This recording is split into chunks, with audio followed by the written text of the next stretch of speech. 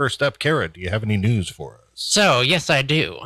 While recording their sick cat using a camera, a New York couple caught on video what appeared to be a ghost walking around at 1 in the morning.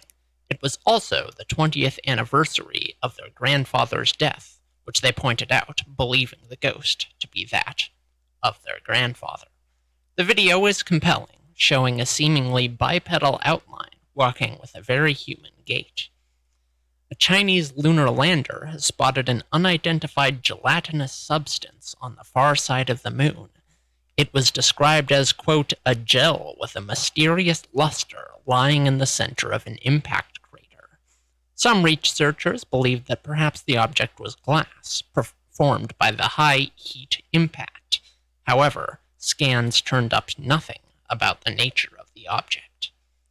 In Barcelona, anti-pickpocket justice patrols have formed after a spike in the crime rate. These 5 to 10 man bands chase down pickpockets and drag them to the police station. Thus far, it appears that the police do, in fact, appreciate the help, but are wary of excessive force from the vigilante groups after incidents of violence and overly aggressive use of pepper spray. Finally, a new report reveals that robotics are the single area of the economy where industrial production appears to be booming. Industrial production peaked in 2017, and stocks have been flat since then, but robotic automation has grown more and more as its market expands into every area of industrial production. Foreign firms want robots, it seems, but they're pretty lukewarm on the actual goods the robots are designed to produce. This is just one more sign that we're barreling towards a fully automated future, and of course, the robot apocalypse, which experts say, quote, can't come soon enough.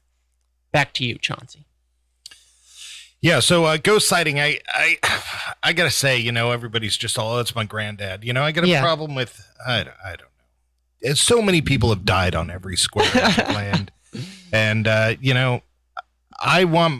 I understand that people have feelings and they want to know that their dead dad's trapped on earth to never go to heaven or something, People but have to me, feelings. that's terrible. You heard it here I want to first. know that, right, it's like, if I saw a ghost trapped in my house, I wouldn't be all, oh, that's my grandfather. He's been stuck in limbo for 40 years because of that thing he did that we don't talk about.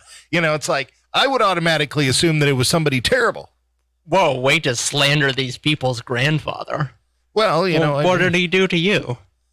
What? You just don't like the undead. That's okay. I get that. Kara. Yeah. If you knew what he did to me, you'd understand why he's still trapped here. I'm sorry. Yeah. I didn't mean to be insensitive. I just, everybody's always just like, oh, that's my mom. That's what happens to people, but I don't think that is kind of terrifying to think that you just hang around with no one can see you and you just wander around. Right. Actually, that sounds amazing. I've said it 1,000 times that I'm into this paranormal and this stuff because I like horror films. I like fantastic stuff. It's like, I don't want to be all like, we found the first ghost and it's Mr. Smith's grandfather. And I'm just going to be all like, yay. I want to hear that it's like some unsightly demon that's like corrupting people and stuff. I don't want to know it's your grandfather. Yeah. It takes away the spookiness. Yeah. Disappointing. Yeah. Disappointing that it wasn't truly evil. But I am pretty interested in moon goo. Yeah, I do moon goo. That's what especially the experts are calling it. Yeah, especially at the middle of a crater. Right. That's that sounds like, I don't know, The Thing or something. Yeah, exactly. Shape-shifting alien crashes, but thankfully not on Earth. Yeah, unfortunately, like on a credibility thing, like the moon goo right in the middle of the crater sounds a little more like a thing from another world than it does The Thing. So, well, I haven't seen either of them. So. I'm just saying it has a little more air of 1950s than it does of modern science. No, that's true. Yeah. But still, moon goo. Yeah. But of course, glass is a possibility, and I'm sure Richard Hoagland will be all over this one because of glass and moon structures and stuff like that. So he's going to be saying it's obviously glass. It's part of a moon structure. I just want to know what it tastes like. Totally. Like yogurt? I imagine it tastes like yogurt, but I don't know why I think that. I'm going to go out on a limb here. I know you've never seen any movie I ever talk about, but have you ever seen The Stuff?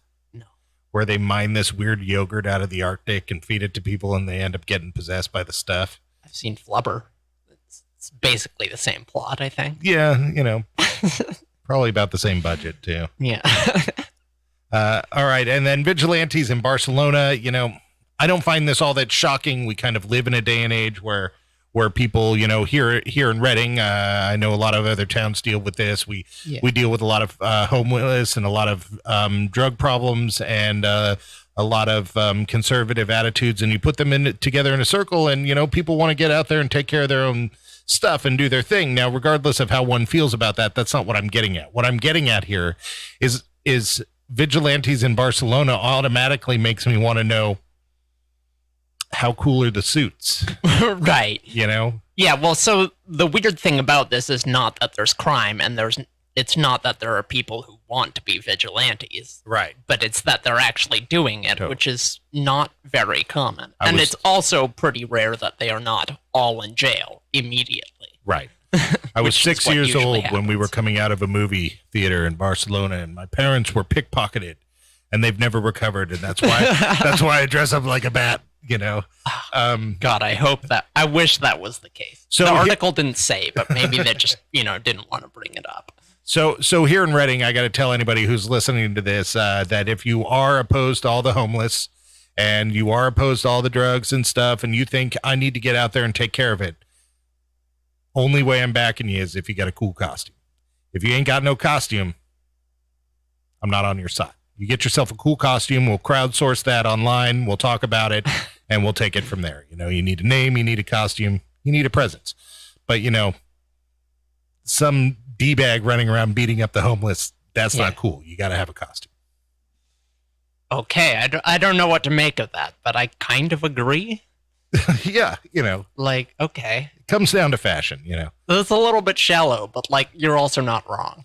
It is a little bit shallow, and while I do like to think that I'm aspiring to be something better, I am also an American, and shallowness is part of my culture. And this is not a dig at America.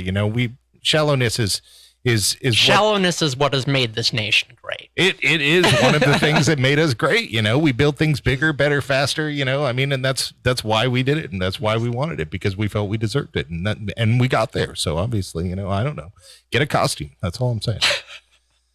And then finally, robots taking over. I don't know. I try to stay away from the politics and stuff, but I can't help it. The world would have you believe that immigrants are taking people's jobs and stuff like that. Really, if you want your jobs back, kill a robot. That's what we need to do. Kill robots. We need to kill machines, and we need to destroy these things, because maybe immigrants took some jobs, but 99% of them were taken by freaking robots.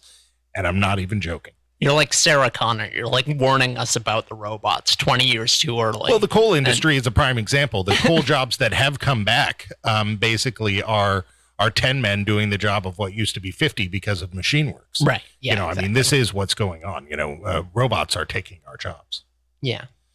So maybe robots need to be like Uber. Maybe we all need to invest in them somehow so that we can get paid back from our robot over there doing the work. Maybe we need robot slave labor that we I kind of like our current system where a massive aristocracy owns all the robots and everyone else, eats garbage out of trash cans.